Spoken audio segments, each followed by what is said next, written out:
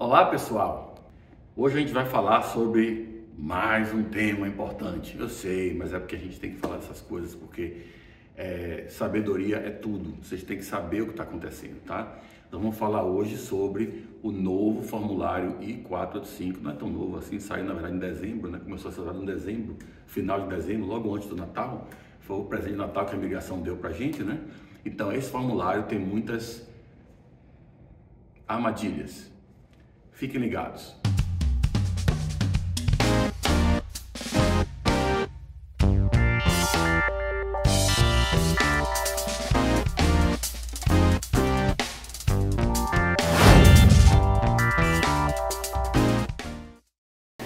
Então, a gente vai ver aqui agora segmentos desse formulário e eu vou explicar para vocês onde eles podem impactar no seu caso e em quais casos essas partes do formulário podem ter um impacto negativo.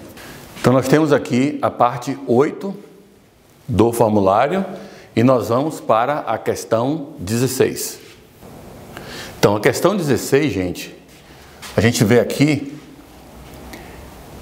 a pergunta é a seguinte: você já trabalhou algum tempo nos Estados Unidos sem autorização de trabalho? Isso envolve fazer aplicativo, isso envolve fazer trabalhar sem ter paycheck, né, recebendo cash. Isso envolve o trabalho quando você tem uma empresa e recebe pela empresa, tá? Isso envolve o famoso bico, faça um bico aqui, um bico ali, tal. Tudo isso é trabalho. Então você trabalhou, não é trabalhou para alguém, trabalhou. Você já trabalhou nos Estados Unidos sem autorização? Duas opções, sim e não. Se você marcar sim,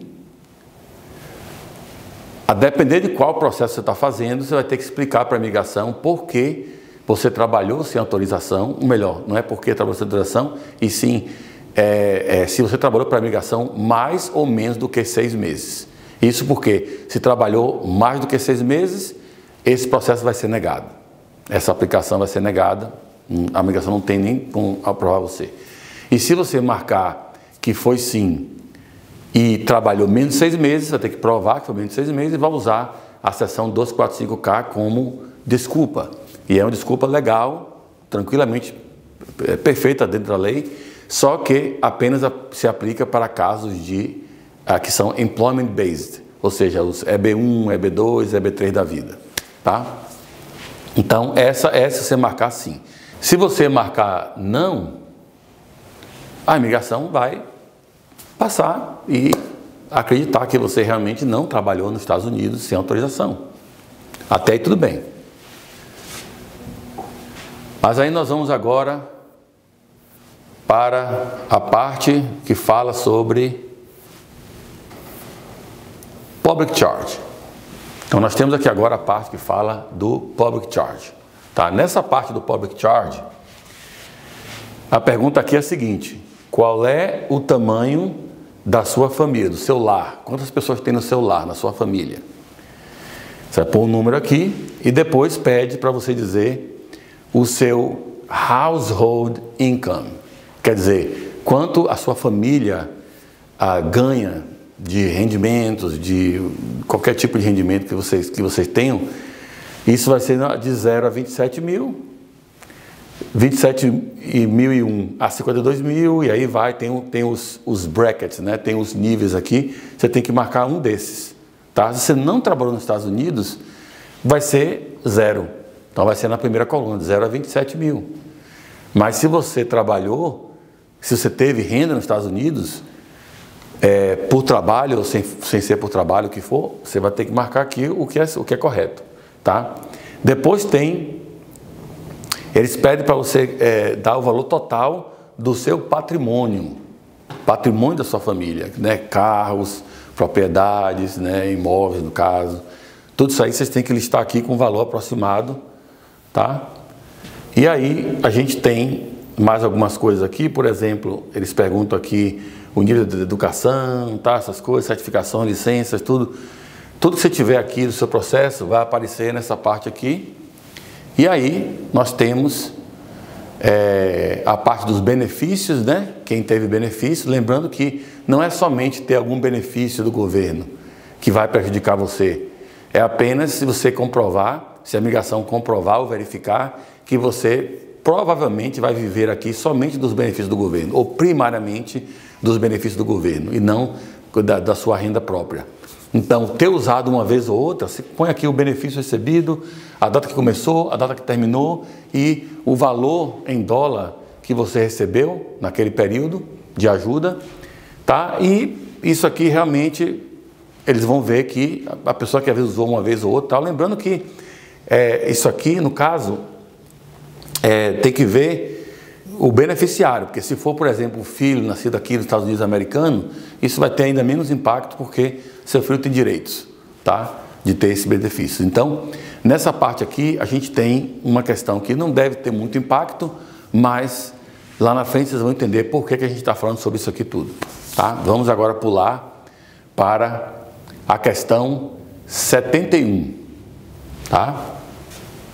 A questão 71 diz o seguinte: se você alguma vez escondeu, mentiu ou afirmou de forma incorreta algum fato, alguma informação em alguma aplicação ou petição para obter um visto ou outra documentação requerida para entrar nos Estados Unidos, admissão nos Estados Unidos ou qualquer outro tipo de benefício imigratório, tá? Então, lembra da questão 16 lá em cima? Se você marcou não e, por exemplo, a imigração descobriu que era sim, a resposta deveria ter sido sim, você trabalhou essa autorização, eles podem dizer que você cometeu fraude naquela pergunta específica, tá? Na questão 16. E também naquela outra que a gente viu antes do Public Charge, que pergunta o seu income, a sua renda anual da família. E ali você não deve ter listado. Se você falou que não, então você não vai listar nada ali, obviamente, naquela parte da renda. E aí é a segunda fraude cometida. Então, duas questões já que teria cometido fraude.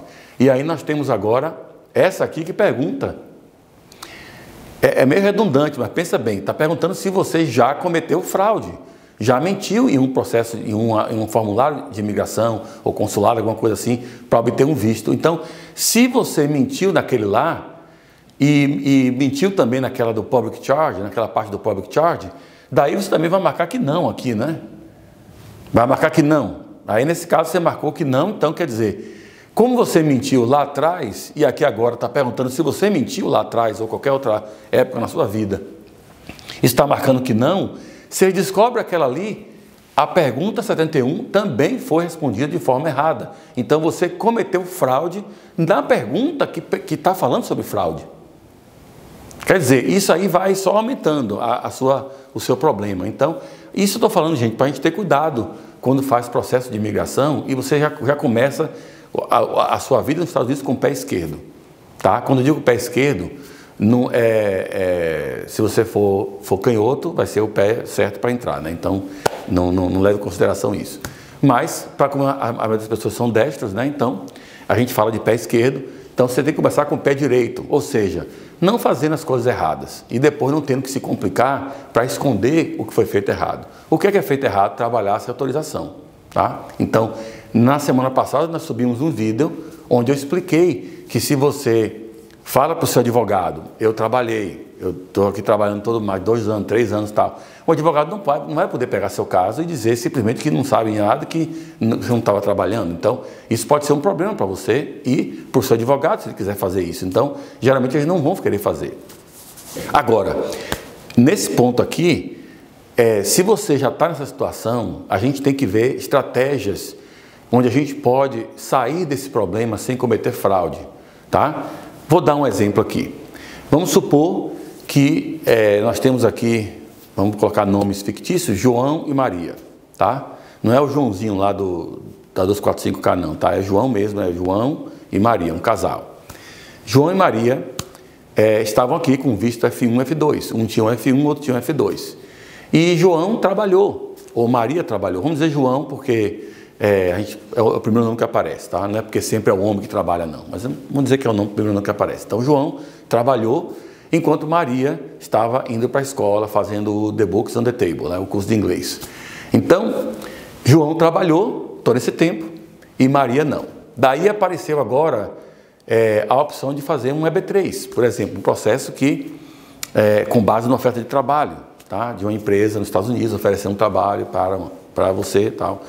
Então, uma petição serve para o casal. Então, não precisa fazer um processo para João e um processo para Maria. Basta fazer um processo para um dos dois e os dois vão ganhar o green card. Então, nesse caso, se João trabalhou, não adianta fazer um processo em nome de João, tá? Porque João trabalhou, João violou, ainda mais se João abrir empresa. Esse é pior ainda, porque abrindo empresa, como a gente já falou em vídeo sobre isso, tem um vídeo aqui específico que eu falo, não abre empresa. Se João abrir empresa, enquanto não poderia ter trabalhado, ele não vai poder fazer esse processo. Por quê? Porque na hora de chegar nessas questões aqui, o que é que ele vai responder lá? Ele vai marcar que não, na questão 16, vai dizer que não tem nenhuma renda no public charge, e vai marcar não de novo aqui, e depois a migração vai pegar ele pelas 3 fraudes. Então, quer dizer, não é uma coisa interessante, porque se João perder esse processo, Maria também não recebe. Maria não trabalhou, Maria está inocente na história, mas como ela é dependente, no caso de João, João é o principal, ela é derivativa, ela não vai receber, porque ele também não recebeu, o primário não recebeu, o principal não recebeu. Tá? Então, nesse caso, a técnica boa, a boa saída para isso, que o advogado deve saber fazer isso para você, procure um sponsor, uma empresa que está interessada em aplicar para Maria, não para João. Por que isso? Porque se por acaso você aplica, a empresa aplica para Maria, faz o EB3 para Maria, e lá no final do processo, na fase do ajuste de status, Maria não trabalhou, ela vai poder entrar e marcar. Na questão dela, não. Ela pode, na questão do household income, na questão do public charge, pode colocar o valor que a família ganhava, porque quem estava trabalhando é o marido mesmo, e o que vai acontecer é que João não vai aplicar o ajuste de status, tá? João fica de fora, porque estava trabalhando. Ainda mais que ele tinha uma empresa aberta, ou seja, a imigração vai descobrir, ou pode descobrir, com uma boa chance de descobrir que ele estava trabalhando. Então, nesse caso, João não vai entrar no processo, tá? E Maria vai fazer sozinha, com as crianças, se tiver filhos, até 21 anos, pode entrar no processo, tal. Então, quem não violou, basicamente, pode fazer ajuste de status. Quem violou, não deve fazer, porque vai ter que demonstrar isso aqui. Então, nesse caso, Maria recebe o green card. Daí ela pode fazer uma aplicação chamada de Following to Join, quer dizer, para anexar ao processo alguns dependentes que ficaram de fora, e seria processo consular para João. E nesse processo consular, que ele teria entrevista no Rio de Janeiro, faríamos o perdão provisional, o waiver, provisional waiver. Também tem vídeo aqui sobre provisional waiver, vamos pôr aqui também um link na descrição para vocês verem. Tudo que a gente está falando aqui vai ter sempre um link lá para vocês assistirem depois, ou pausar, assistir, depois voltar, como vocês quiserem, tá? Aqui o negócio vai ser bem completo dessa vez.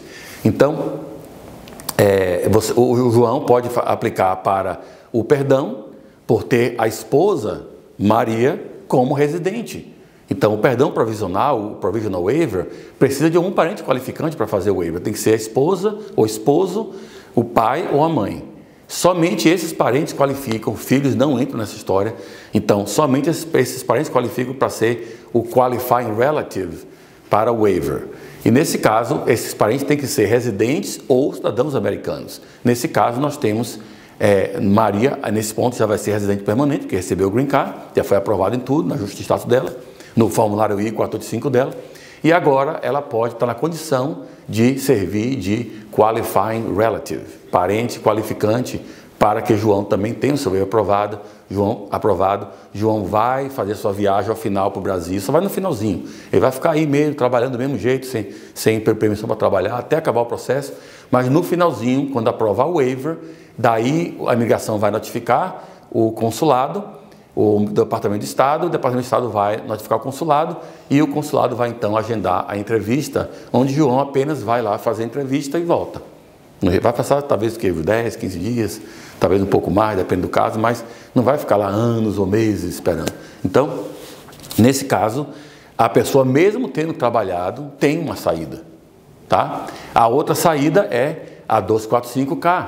Se a pessoa, a seção 245K diz que se a pessoa trabalhou, mas não foi mais do que 6 meses, esse período de violação não pode ser usado para tornar a pessoa inadmissível para ajustar status, ou inelegível para o ajuste de status. Então, e os 6 meses são contados desde a última entrada no país, não podendo ser considerados períodos de violação anteriores à última entrada. Então, se no caso, voltando no caso que a gente falou aqui de F1, F2, vamos supor que João e Maria tinham o visto, não o status só, eles tinham o visto válido, F1, F2.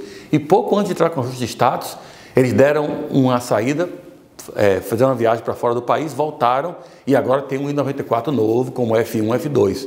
Nesse caso, mesmo tendo trabalhado, João pode dizer, trabalhei, a minha renda é essa aqui, eu trabalhei, mas vai depois usar a seção 245K e dizer, de acordo com 245K, eu posso me desculpar do trabalho não autorizado, porque a lei me permite isso. Isso não é discricionário, a imigração tem que aceitar, tá? Então, nesse caso, tem uma outra saída para quem trabalhou sem autorização. Agora, se a pessoa tem o status F1, porque mudou o status aqui e tal, e não tem o visto do passaporte, essa não é uma opção. Tá? Essa aí não vai funcionar porque saindo não vai conseguir voltar depois com o visto, tá? Então, essas situações aí que a gente está falando, gente, são para vocês entenderem que na hora de vir para os Estados Unidos fazer um plano de querer vir para a América, o sonho americano, blá, blá, blá, essas coisas, é bom fazer um plano que não envolva violações de status, tá? Muita gente pensa em vir para os Estados Unidos como estudante ou como turista e mudar para estudante e tal, trabalhar under the table, né, recebendo por debaixo da mesa, né, ou seja, sem ter um registro e recebendo em cash efetivo, e trabalhar um certo tempo, acumular um certo valor, né, e aí eu tenho dinheiro para pagar meu processo de imigração. Não funciona assim, porque você trabalhou, você violou o status, tá? E se você falar assim, ah, mas eu trabalhei, mas ninguém descobriu isso aí, ninguém sabe, não tem nenhum registro, eu recebia cash. Ok, mas a gente não pode dizer você, então faça assim mesmo porque ninguém vai descobrir. Porque o crime, ou melhor, não é um crime, mas a falta, no caso, a violação do status, não é se você trabalhar no payroll e receber com cheque, com pagamento, com desconto, com Social Security, com W2. Não é assim que a lei fala. A lei fala qualquer tipo de unauthorized employment, gainful employment, quer dizer, employment que pagava. Entendeu? Trabalho voluntário não conta, mas se trabalhava realmente e era pago, não importa como era pago, não tem exceção na lei, você está trabalhando sem autorização. E isso pode prejudicar no processo, como a gente está falando aqui. Então, procure fazer um plano, tá? Que não envolva essas coisas. Se esse plano não der para você, é porque não vai dar também da outra forma. Está mais difícil agora fazer processo de imigração quando você vem trabalhando sem autorização. Essa rima também foi sem intenção, tá, gente? Mas acontece. Então, na verdade, você não deve trabalhar sem autorização e depois achar que a imigração vai aceitar. E também outra coisa, eu vou acabar o vídeo, prometo, mas a gente tem que também se lembrar que a imigração não vai dizer, ah, mas porque alguém ficou doente, ah, porque minha empresa no Brasil faliu e eu tive que trabalhar aqui e tal. A imigração não quer saber disso, Covid, tudo isso aí eu sei que acontece, as pessoas passam por essa dificuldade. E às vezes até tem cliente que me fala, mas como é que eu vou pagar minha escola aqui sem trabalhar? Isso é impossível. Isso não é uma coisa que você pode falar com o oficial de imigração.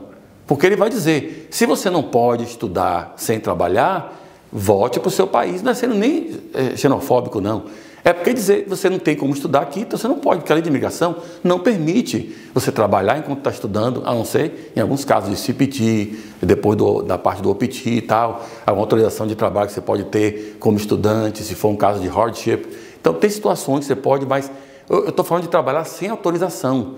A lei não permite isso só porque tem necessidade. Tem necessidade, não consegue cumprir essa necessidade, eles vão dizer que você tem que voltar, não pode violar o status, depois dizer que não no formulário, porque aí tudo isso aqui depois vem à tona e você vai acabar se prejudicando, tá?